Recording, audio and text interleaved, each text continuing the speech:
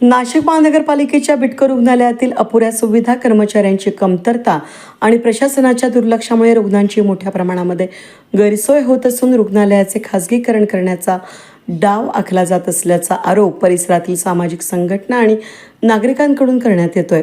Nashik road परिसरासह आजूबाजूच्या ग्रामीण भागातील हजारो गोरगरीब नागरिक उपचारासाठी बिटको रुग्णालयावर अवलंबून आहेत। मात्र उपचारापूर्वीच रुग्णांना विविध अडचणींचा सामना करावा लागत असल्याचं चित्र दिसतंय।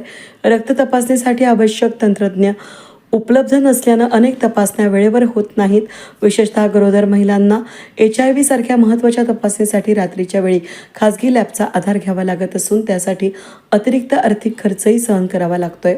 रुग्णालयातील ब्लड बँकेची सर्व तयारी पूर्ण झाल्याचं सांगितलं जात असलं तरी ती अद्याप सुरू करण्यात आलेली नाही। रुग्णांना ने-आण करण्यासाठी उपलब्ध असलेले स्ट्रेचर आणि व्हीलचेअरही खराब अवस्थेत आहेत। या प्रश्नांबाबत सामाजिक संघटना आणि स्थानिक लोकप्रतिनिधींनी महापालिका आयुक्तांकडे वारंवार निवेदन सादर करूनही ठोस उपाययोजना करण्यात आलेल्या नसल्याचा आरोप केला जातोय। त्यामुळे नागरिकांमध्ये तीव्र नाराजीचं वातावरण निर्माण झालं असून रुग्णालयातील रिक्त पदं तातडीनं भरून आवश्यक मनुष्यबळ उपलब्ध करून द्यावं अशी मागणीही करण्यात आली आहे। पावसाळ्याच्या पार्श्वभूमीवर डेंग्यू, मलेरिया सारख्या साथीच्या आजारांचे रुग्ण वाढत असताना रुग्णालयाच्या दर्शनी भागात पावसाचं पाणी साचतंय।